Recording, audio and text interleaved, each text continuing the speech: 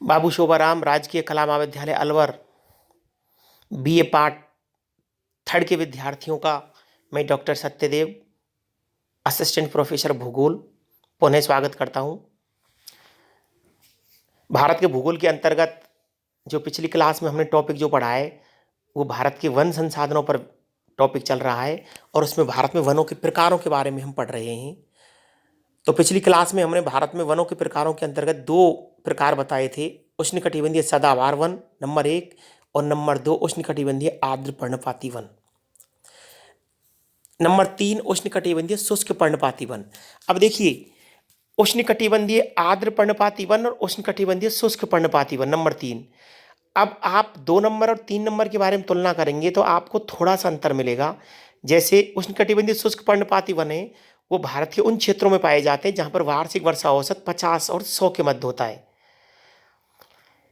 इसमें उत्तर प्रदेश के अधिकतर भाग, पश्चिमी बिहार, उत्तरी तथा पश्चिमी मध्य प्रदेश, महाराष्ट्र के अधिकतर भाग, उत्तरी आंध्र प्रदेश, कर्नाटक की मध्यवर्ती, उत्तरी दक्षिणी संकीर्ण पट्टी और तमिलनाडु के पूर्वी भाग सम्मिलित हैं।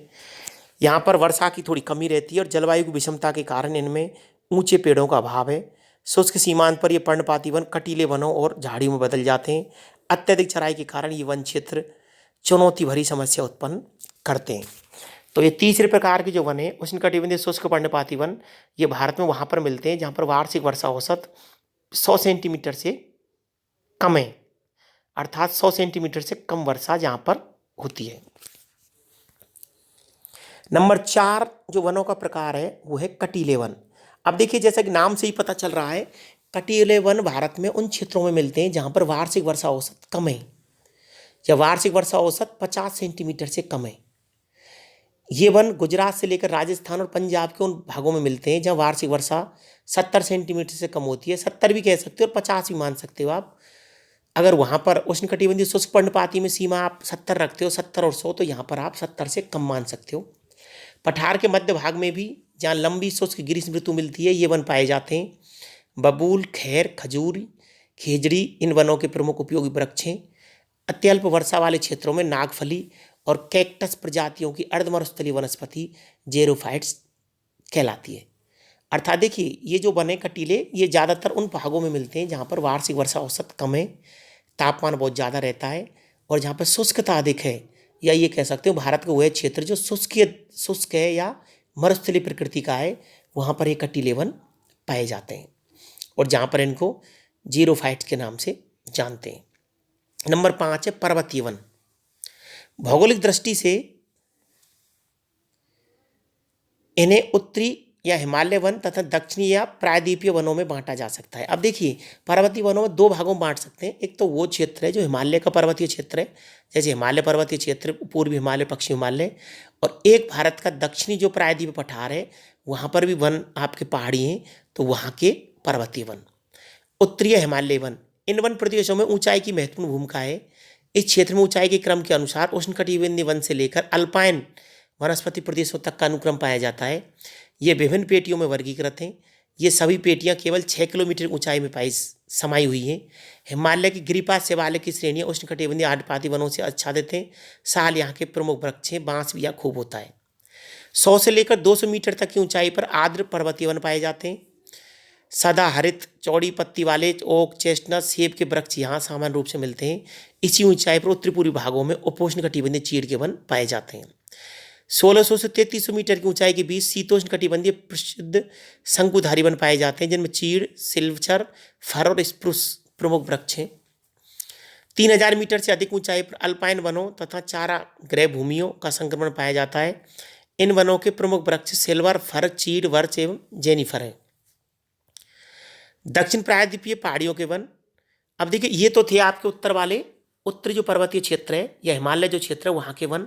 अब हम बात करें दक्षिण या प्रायद्वीपीय पहाड़ियों के वन।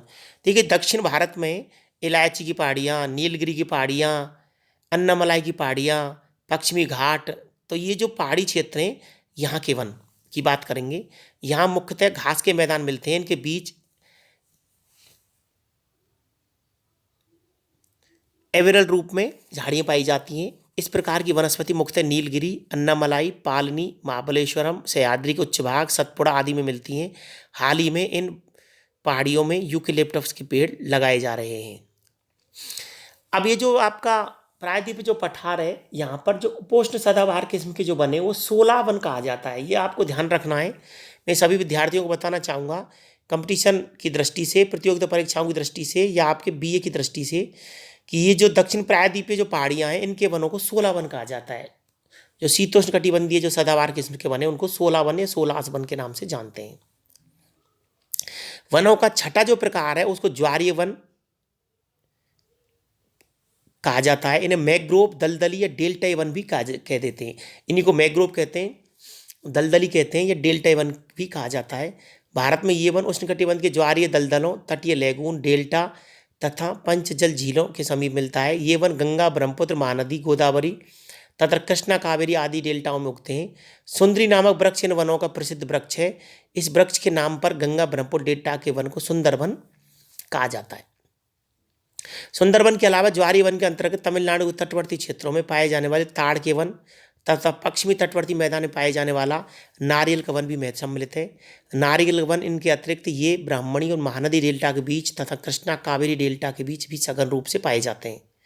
इसके अलावा गुजरात के कच्छ क्षेत्र में भी ये वन पाए जाते हैं, इसलिए इन वनों को कच्छ या गैरौन वनस्पति भी कहा जाता है।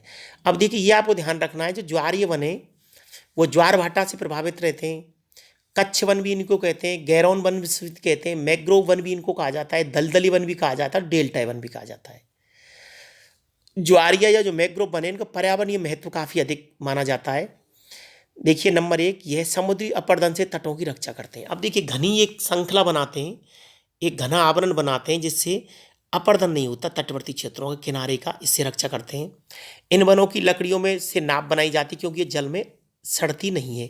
अब देखिए, ये इनकी जड़ें जो होती हैं वो पानी में रहती हैं, तो ये पानी को सहन करने की क्षमता इन वनों में होती है। इस वजह से इनकी लकड़ी की क्षमता पानी से सामंजस्य रखती है, इस वजह से इनसे नाव बनती है। इनका महत्व जलवानिकी, कृषि, जल कृषि, पारिस्थितिकी तंत्र में है क्योंकि इन दलदली वनों में वन उत्पाद के साथ मत्स्यन तथा धान की खेती भी होती है। यह वायुमंडलीय तल को नियंत्रित करता है। ज्वारीय वन, मैग्रोव वनस्पति के संरक्षण के लिए देश में भारत सरकार की ओर से कई योजनाएं चलाई जा रही हैं। अब देखिए, ये ज्वारीय वन या मैग्रोव जो वन है इनके बारे में दूसरी मैं बात बताऊंगा, क्योंकि तटवर्ती क्षेत्रों में काफ़ी घने और ऊंचे होते हैं और इनकी एक क्षमता होती है हवा को सहन करने की, अर्थात हवा का जो प्रकोप होता है, तेजी होती है, उससे ये टूटते नहीं हैं बल्कि झुक जाते हैं। इस वजह से जो समुद्री जो क्षेत्रों में कई बार सुनामी आती है, उनसे भी ये तटवर्ती क्षेत्रों की रक्षा या उनको कवर करते हैं या उनके जनधन की हानि को काफ़ी कम करने में काफ़ी भूमिका निभाते हैं। जो 2004 में जो सुनामी आई थी हिंद महासागर में, तो ये देखा गया था कि जिन जिन क्षेत्रों में घने जो गैरौन वनस्पति है या मैग्रोव वन है, उन क्षेत्रों में अपेक्षाकृत रूप से कम नुकसान हुआ था। तो इस तरीके से ये भारत के वनों के प्रकार हैं। ये 6 प्रकार हमने आपको पढ़ाए और ये भी बहुत ज़रूरी है कि इन 6 प्रकारों में आपको मानचित्र बनाना है।